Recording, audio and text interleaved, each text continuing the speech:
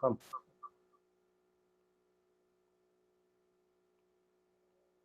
Yeah. So before I get into the expression, let's look at what we have studied in our thermodynamics. That is, study flow U plus PV. So I can write directly. I'm writing it as H. So H1 plus V1 square by 2 plus G into Z1 is equal to, you have another side, so m dot into H2 plus V2 square by 2 plus G into Z2 plus your work. See, now usually most of the compressors, and we assume that there is no heat loss. Let's assume no heat loss. See, Q is related only with respect to heat loss. This is not heat transfer. It has to be heat loss. And then if I tell my Z1 is equal to Z2, so it is in horizontal position. That is the meaning of it. So I tell Z1 is equal to Z2, it is in horizontal position. So in this, I'm going to strike off Q, GZ1 and GZ2.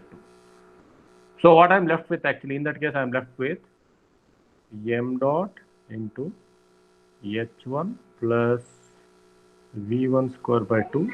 So V1 is the velocity, m dot into H2 plus V2 square by 2 plus W.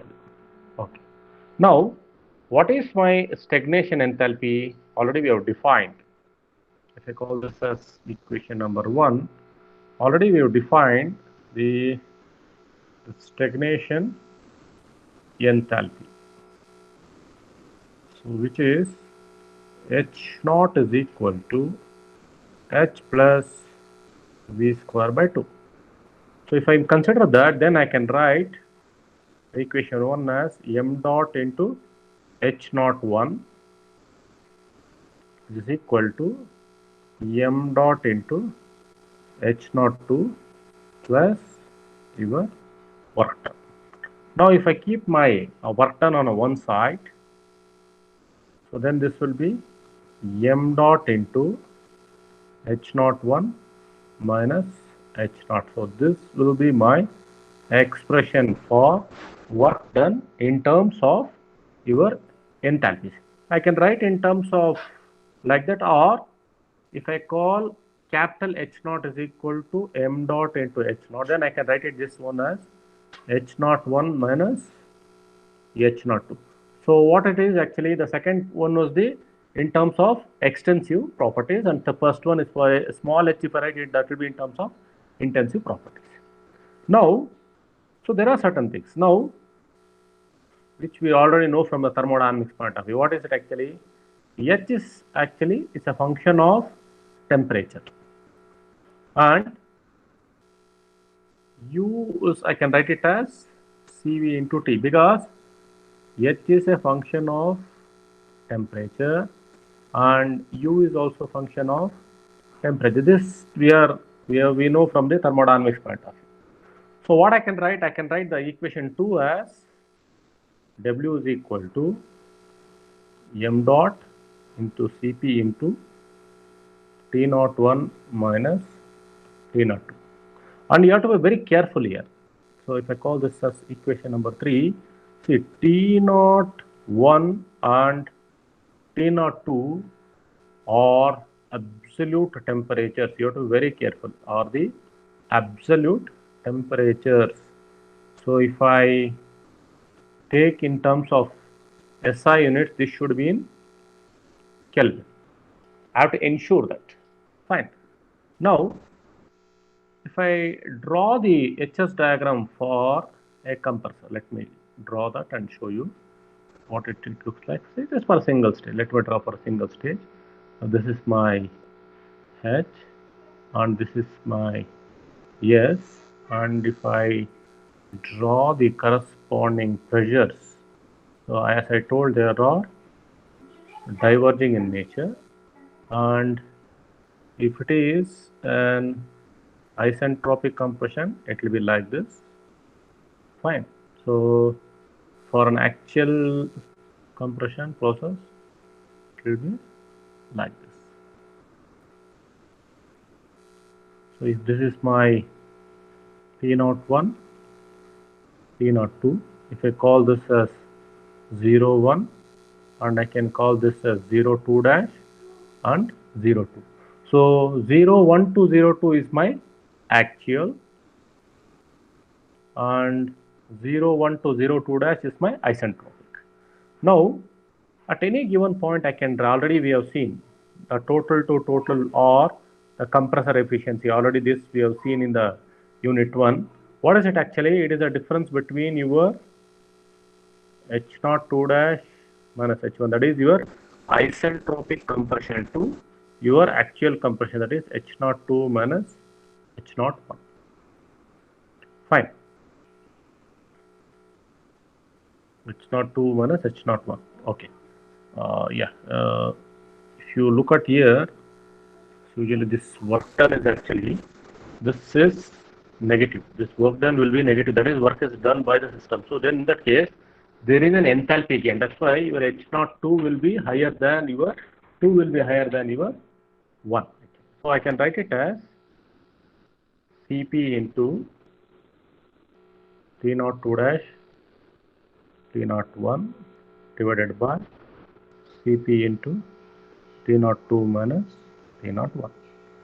So then see, if I just simply remove the corresponding Cp's, I will be getting only in terms of temperature, that is T02 minus T01 divided by T02 minus T01. This is my total to total efficiency or the compressor efficiency. Okay. This should have been, this is usually minus W because the work is done by the your compressor.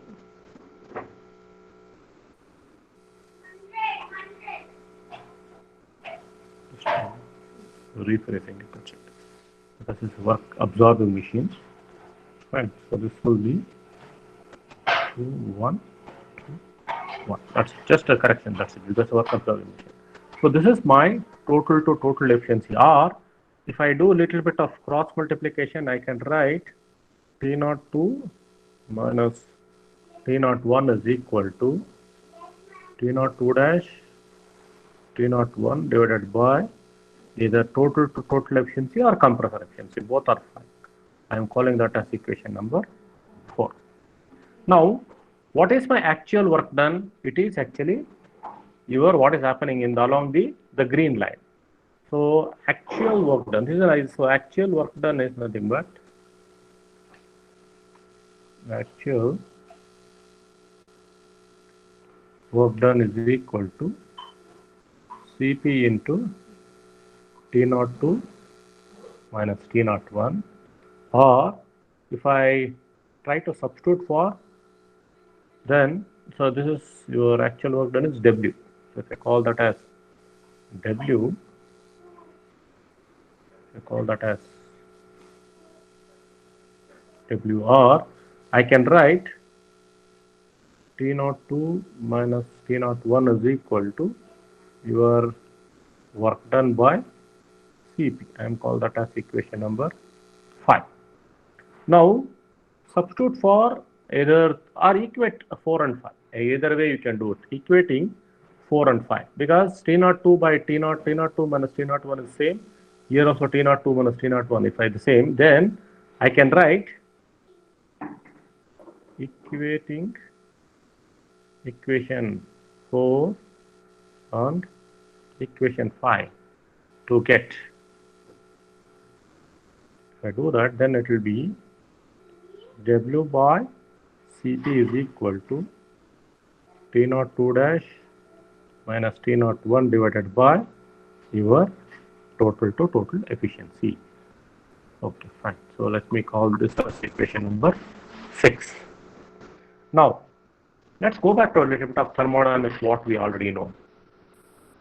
For, see, from the thermodynamics, for an isentropic process, compression or something, isentropic compression. I can write, see, I'm speaking on only on this pink one from 01 to 02 dash. So if I speak on that actually, then this will be, I can write it as T02 dash by T01, it's equal to P02 by P01 whole to the power of gamma minus 1 by gamma. Because this already we have derived in our thermodynamics, T2 by T1 is equal to P2 by P1 whole to the power of gamma minus 1 by gamma. This is from the thermodynamics, we know the relationship. I'm going to use that relationship. So I can write P02 by P01 is equal to T02 dash by T01 whole to the power of gamma by gamma minus 1. Okay, now,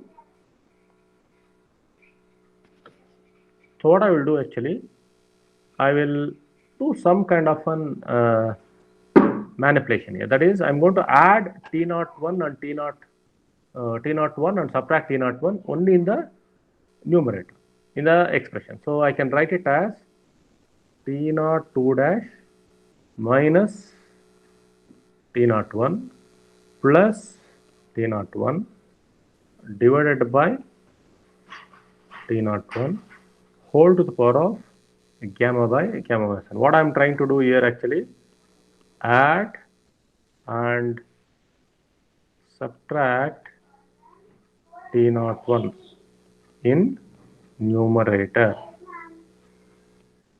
only in the numerator. So now, if you look at the equation number 5, yes, sorry, equation number 6 actually. So substitute for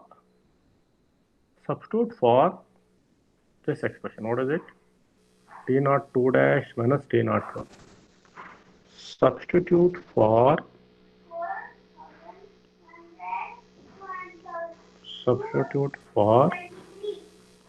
T02 dash T01 from equation 6.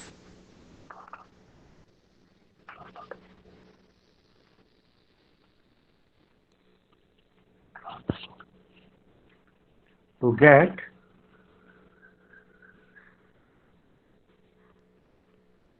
P02 by P01 is equal to, so it is W by Cp. Fine. So if I do a cross multiplication, W by Cp into your total to total efficiency or compressor efficiency plus T01 whole thing divided by T01 to the power of gamma by gamma minus 1. Okay. So what I'm going to get actually now, P02 by P01 is equal to W by Cp into the total to total efficiency divided by T01 plus 1 whole to the power of gamma by gamma minus 1. So if I call this as some expression number 7. So this is a more generalized form of pressure ratio expression.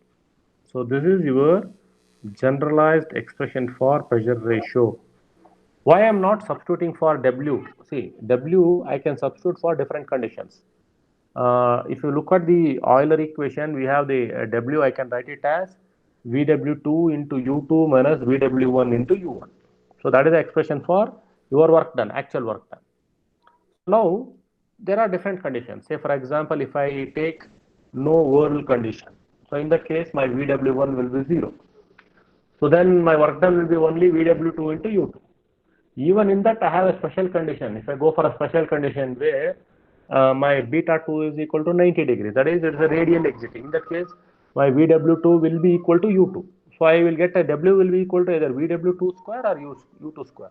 So I can substitute for those special conditions in this expression and try to get it. So most of the times, either we will be having a backward curved compressor or a radial flow compressor. These are the two possibilities which we look at. So let us write for those expressions. What is it actually? So from Euler expression, so from Euler equation, from Euler's equation, we have W is equal, that is work done is equal to VW2 into U2 minus VW1 into U1. For this is for a general condition. If there is no whirl condition, so for that one, my VW1 is equal to 0.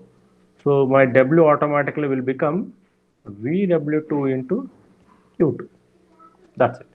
So what we'll do actually, for the pressure ratio expression, I'll substitute for W as beta. So this expression, the expression 7 will become something like P02 by P01 pressure ratio is equal to VW2 into U2 by Cp into your compressor efficiency, total efficiency divided by T01 plus 1 whole to the power of gamma by gamma minus 1.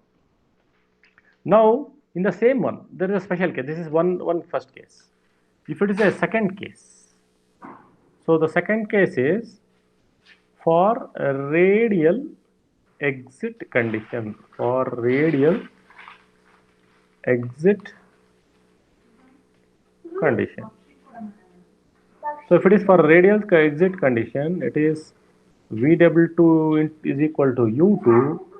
So then what will happen to your W2? Either W will be equal to either VW2 square or it will be U2 square. Then what will happen to your pressure ratio? For that condition, it will be P02 by P01 is equal to either it will be VW2 square by Cp into compressor efficiency, compressor efficiency by T01 plus 1, or your W I can substitute as U2 square. So we'll write that expression for both the cases. For A, so what will be your expression? P02 by P01 is equal to VW2 into U2 divided by Cp into T01 into your compressor efficiency plus 1 whole to the power of gamma by gamma minus 1. And for the second condition, your pressure ratio P02 by P01 is equal to either U2 square or VW2. Any one of the thing I can use. I am just using U2 square. So it into T01 into total efficiency plus 1 whole to the power of gamma by gamma minus 1. Now, suppose if I have a condition, so this is other special case. This will be, if I call this as 8. I have been telling you when I am going to use total to total efficiency or compressor efficiency. So I have a case where if the kinetic energy,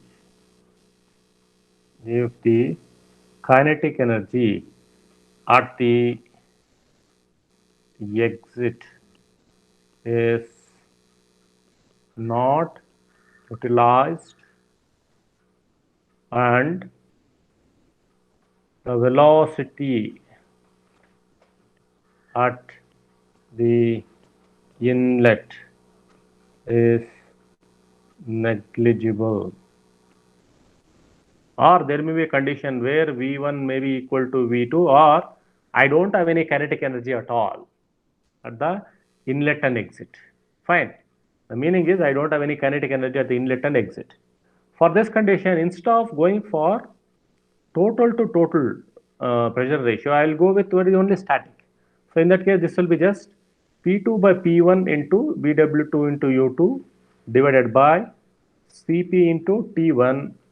It will be static to static efficiency plus 1 whole to the power of gamma by gamma minus 1. Similarly, for a condition with the radial exit, it is P2 by P1 is equal to U2 square divided by Cp into T1 into static to static efficiency plus 1 gamma by gamma minus 1. So I call this as, so these are some conditions. See, my general condition is it is P naught 2 by P naught 1 is equal to your W work done by Cp into your corresponding compressor efficiency divided by your T naught 1 plus 1 whole to the power of gamma by gamma minus 1. Now, based on the conditions, whether the velocity can depend upon the kinetic energies or depending upon how the flow is exiting at the exit of my compressor, I can modify the pressure ratio expressions. Fine. This condition is such a way that for no slip conditions. Already we have defined what is the slip. The slip is nothing but a reduction in my exit whirl velocity. So whirl velocity, we have seen that. So wherever we go, whether we go with respect to either a backward curve wheel or forward curve wheel, this will bring down your work. So if there is a slip actually, if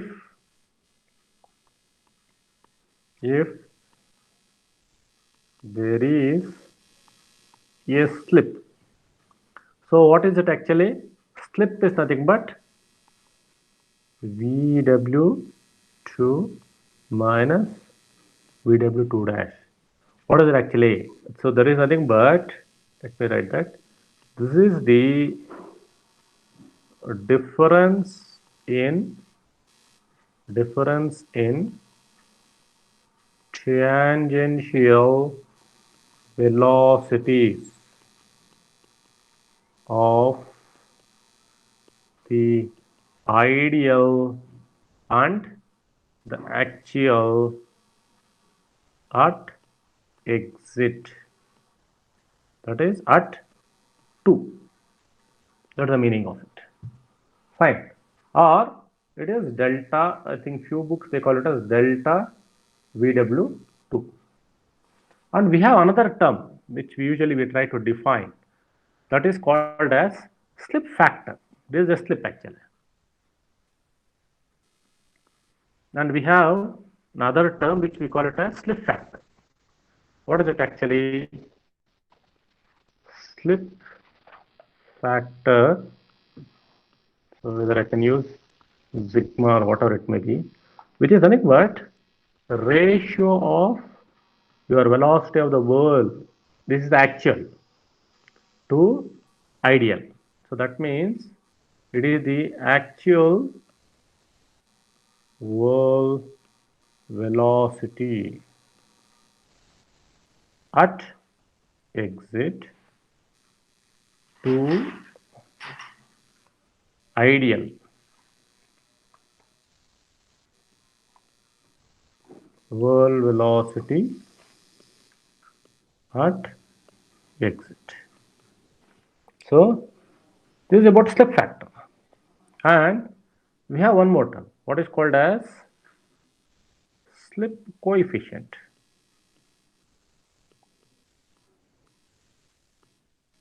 So it may be phi. So what is it actually? It is the difference between your whirl velocities to its ideal whirl velocity, or I can call it as delta VW2 to VW2. Fine. So what does it slip coefficient? It tells that, it clearly tells that by what factor your whirl velocity is affected. Say for example, tell my slip coefficient is 0.95. So 5% of whirl velocity is affected, 0.85. So when we go for designing most of the compressors, we ensure that the slip coefficient never falls below 0.85.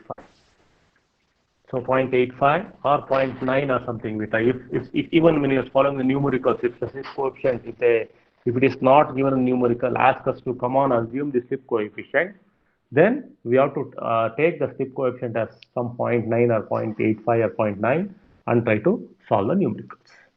Now, if I consider if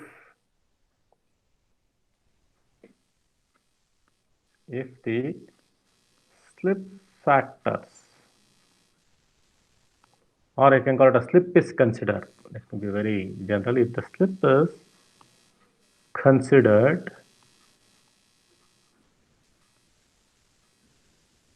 then what will happen to your pressure ratios? Your pressure ratio will be something like P naught 2 by P naught 1. So instead of VW2, I will write VW2 dash because that's the actual into U2 divided by Cp into T naught 1 into your corresponding total to total efficiency or compressor efficiency plus 1 divided by gamma minus 1. But we know already we have defined sigma is equal to VW2 dash by VW2, or I can write VW2 dash is equal to sigma into VW2.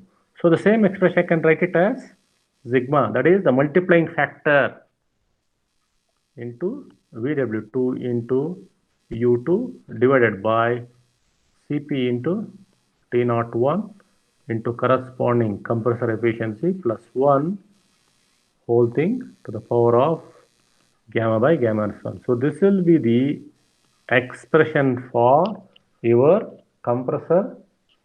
pressure ratio considering the slip. Suppose instead of total to total, if the kinetic energy, if I have only the static, so for static conditions, so for the static conditions, so what will happen to my pressure? My pressure will become P2 by P1 is equal to sigma into VW2 into U2 divided by Cp into T1 into static to static efficiency plus 1 whole to the power of gamma by gamma minus 1. Okay. What will happen if for radial conditions? So for radial exit conditions, for radial exit conditions. So if it is total to total, so in that case what will happen? This will be P02 by P01 is equal to sigma into U2 square divided by Cp into T01 into your compressor efficiency plus 1 whole to the power of gamma by gamma minus 1. Or if it is only in case of static, this will be P2 by P1 sigma U2 square divided by Cp into T1 into static to static efficiency to the power of gamma by gamma minus 1. So if I try to name all these expressions, if I call this as, so 9, so I can call this as 10, this as 11, this as 12, this as 30. Just I'm giving some numbers. Fine. See, why this particular thing is more important. So we do have different conditions under which we are supposed to calculate the pressure ratios. It can be based on the maybe ideal conditions where we don't have any slip. Suppose if you have a slip condition, then the whirl velocity will come down. Even the pressure, corresponding pressure component also will come down. Maybe in the last class I was just telling about how my maybe if I if I consider only the rotor and the stator, how the pressure will rise. So if there is a slip, actually what will happen? There will be a drop in the pressure. There will be a slightly drop in the pressure, and that drop in the pressure is related to your corresponding the wake formation at the exit of the tip. Actually, we'll discuss on that. Okay. So we have seen today. I think we started with the expression for steady flow energy equation, and then now based on the thermodynamic relationship, we have got the derivation, that we got an expression for the ratio of the pressure for an ideal condition, for an static condition, then considering the actual condition, that is the slip. Fine. In the similar fashion, we have one more thing, power factor or work done factor. We have one more thing which is called as the power factor or work done factor.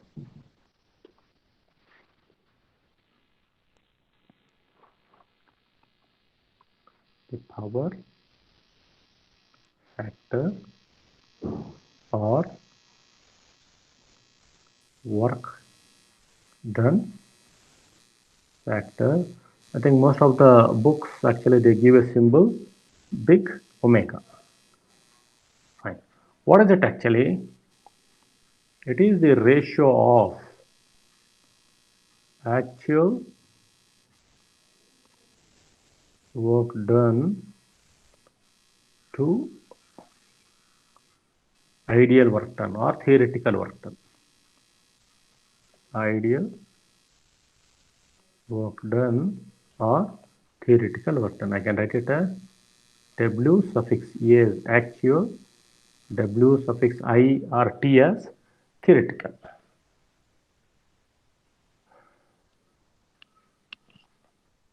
Now, if I consider this, what will happen to your actual work done? W actual is equal to your sigma into ideal. Fine. If I call this as expression number 4. So what will happen to your pressure ratio if I consider the power coefficient, power factor or work done factor along with slip? If both slip and power or work done factor considered are considered, then what will happen to your expressions? Your expressions will be P02 by P01 is equal to, I do have sigma omega VW2 into U2 divided by Cp into T01 into total to total efficiency plus 1 whole to the power of gamma minus 1. If it is a radial exit condition, then this will be sigma omega U2 square divided by Cp into T01 into total to total efficiency plus 1 whole to the power of gamma by gamma minus 1. What will happen if it is static? For static conditions. If it is for static conditions, then this will be P2 by P1 is equal to sigma into omega into VW2 into U2 divided by Cp into T1 into static efficiency plus 1 whole to the power of gamma by gamma minus 1.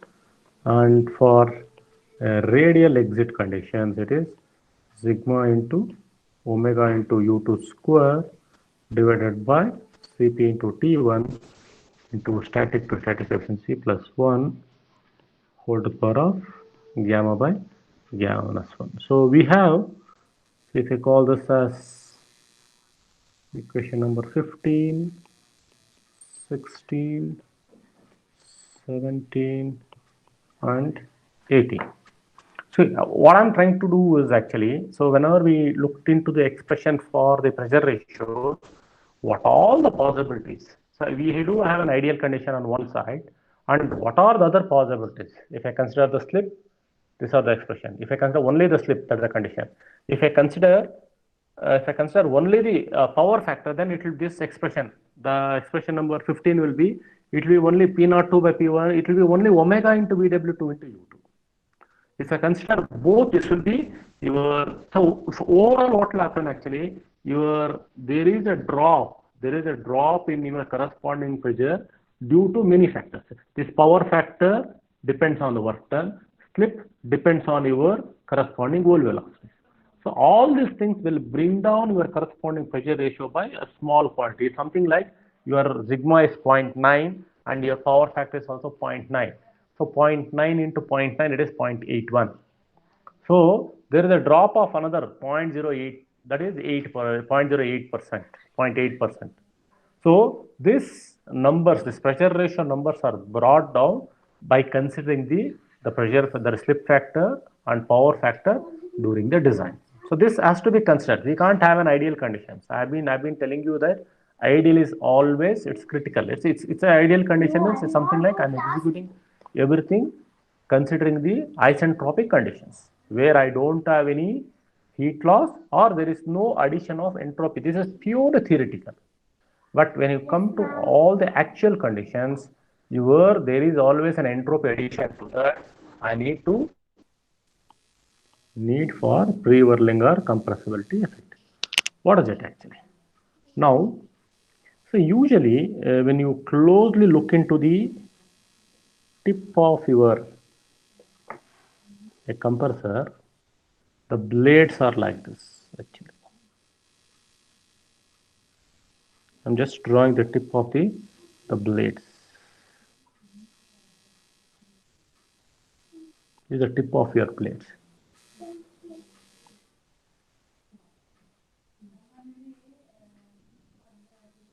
Fine. So what will happen when the fluid enters like this? When the fluid enters like this, fine. What will happen?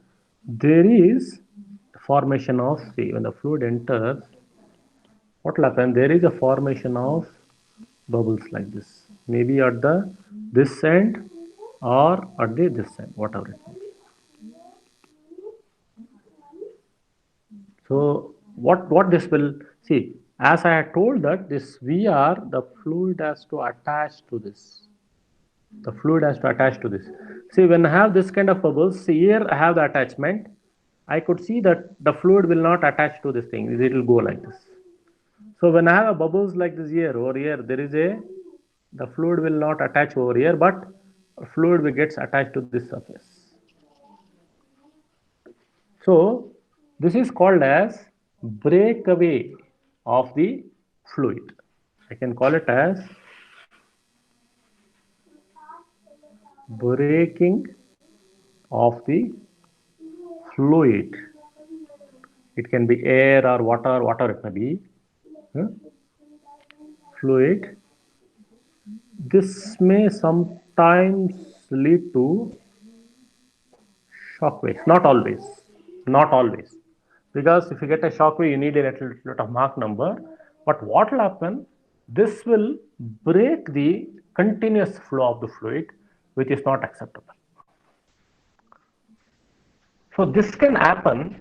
I think many kind of experiments in the center, maybe turbomachinery labs and all, people have tried actually. So anyhow, this is the expression. What we have the expression? We have the expression VW2 into U2 minus VW1 into U1. You have this expression. So now this inlet, see what they try to do actually to ensure that this kind of obstruction has to be minimized. What they try to put actually, they try to put what is called as a guide vane like this. A guide vane is, this is a guide vane. So they're going to put a guide vane, and this guide vane can be twisted. This guide vane, this is just like having some kind of a hinge. I can twist it, I can rotate it, I can push it by certain angle. I think if you are in a turbomachinery lab, you might have seen that when we are conducting the experiments on Francis Kaplan turbine, I think Kaplan turbine, which will come next once the classes will start. You can see there is something called as, we try to rotate a particular lever or something while adjusting the guide vanes. What we are trying to do, we are trying to ensure that fluid properly enters your corresponding impeller. The same thing can be done in case of a compressor. So the main purpose of the guide vanes, so the guide vanes are fixed. These guide vanes they are fixed. They are fixed in the setting, but they are not rotating. They are not rotating, but they can be moved. They are not rotating. They can be moved around a particular fringe. So inlet, they are called as, if it is at the inlet, they are called as inlet guide vanes, and some books they call it as, I think they call it as IGV, inlet guide vanes. So this inlet guide vanes are operated in such a way that this VW1 can never be, or VW1 can be adjusted, it can't be zero. Then what will happen? If suppose my inlet guide vane is zero, my velocity triangle will be something like this. Fine. If my, see, suppose this is my V1, fine, and I have the corresponding, this is my VR1, and this is my U1. So this is my alpha 1, this is my beta 1. Suppose if my VW1 is 0, this is my velocity triangle. So what we try to do, see, I can't see, U1 is fixed. My U1 is fixed. I can't, because the corresponding diameter, corresponding speed is fixed. What we try to do, with the help of your corresponding guide vanes, inlet guide vanes, we try to ensure that my inlet velocity triangle is something like this. So that this is my V1 and this is my VF1, and I have a small VW1, and my triangle, say I can't change, my triangle will become something like this. Anyhow, I have told that U1 can't be changed. This will be my beta 1, and this whole thing will become my U1, and this will be my alpha 1, and this will be my new VR1. So without, see, this inlet guide vanes, using this inlet guide vanes, what we try to do, instead of making my inlet wall velocity to be 0, it's something like I'm trying to make some penalty. If VW1 is 0, then I need VW2 into U2 as my work actually. If I have a small amount of VW1, a small amount of wall velocity at my inlet, so VW1 is something like 0.1 or 0.2, and then what will happen? If you look at the triangle at the inlet, so my work done will get reduced, work requirement will get reduced. So VW2 into U2 minus VW1 into U1. My VW1, which was earlier 0, now by adding this small twist to your little bit of guide vanes, I am adding this VW1 component so that my work requirement comes down, and at the same time I be able to bring down the disturbances or breaking of the fluid. I can reduce it. I can't straight away tell that it can be brought to 0, but I can reduce. So doing the design or something, I can ensure that this can be as much as possible minimized. So this is the main purpose of pre-whirling. So the whole activity what we try to do, where we are going to increase the whirl velocity at the inlet with the help of guide vanes, is called as pre-whirling. Or, so when we do that, actually your fluid, actually a slight change in the density is going to happen. See, the fluid is going in a particular fashion, and I'm going to give a little bit of direction to it, giving a direction to it, so that the reduction, the